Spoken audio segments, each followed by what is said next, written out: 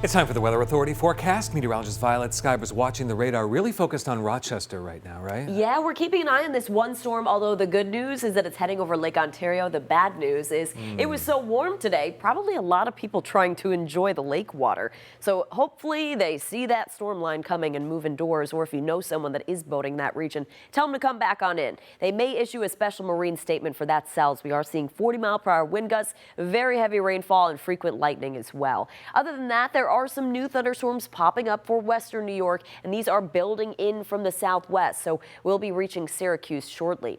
This one thunderstorm, though, that's over Rochester, as I mentioned, it is moving to the northeast, so outside of Ontario is where it's pushing into the lake, and we'll be reaching the shores of Wolcott, Oswego, and up towards the Watertown area. Another area that we're watching is down by Pennsylvania. There's another stronger storm that's heading towards the Binghamton area, but this middle area is filling in with more storms, so this may strengthen the middle part as it reaches Syracuse. So this is the first initial line that we're watching that could become strong to severe this evening. Behind that initial line, we'll have some lingering showers behind it for the rest of the overnight, so pretty much on and off rain for the entire night. We've got a second batch of storms behind a cold front on the way for tomorrow afternoon as well. So the timeline of this first line of storms, as I mentioned, that is getting close. Between 8 p.m. to midnight is when it rolls through. It is a low risk, though, for central New York, only a marginal threat, which is a level 1 out of 5. Damaging wind gusts will be the main concern. Tomorrow, that second batch of storms, mainly for areas to the south and east of Syracuse, have the severe weather threat between the hours of 2 to 7 p.m. and damaging wind gusts will also be the main threat for that. Timing this out with your Futurecast, that initial line I mentioned that's moving in from Pennsylvania will be over Syracuse towards 8 or 9 p.m. and eventually rolls through exiting around midnight. Behind that, after midnight, some lingering scattered showers. Those will be on and off up until about sunrise, about 6 a.m. Once those lingering showers exit, some sun breaks out late morning to midday. Temperatures will climb into the lower 80s.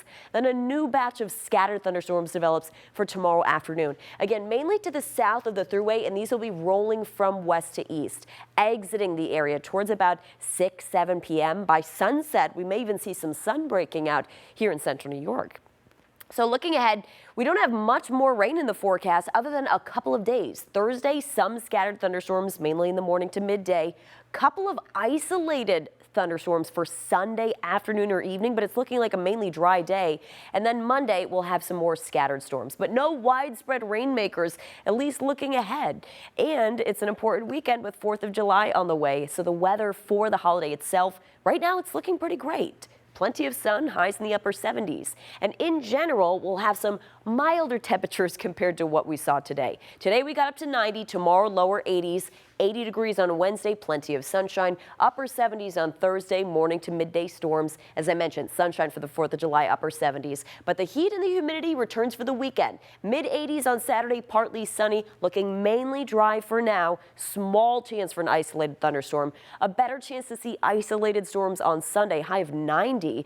And then scattered storms on Monday, more clouds and highs in the mid 80s. Michael. Thanks, Violet.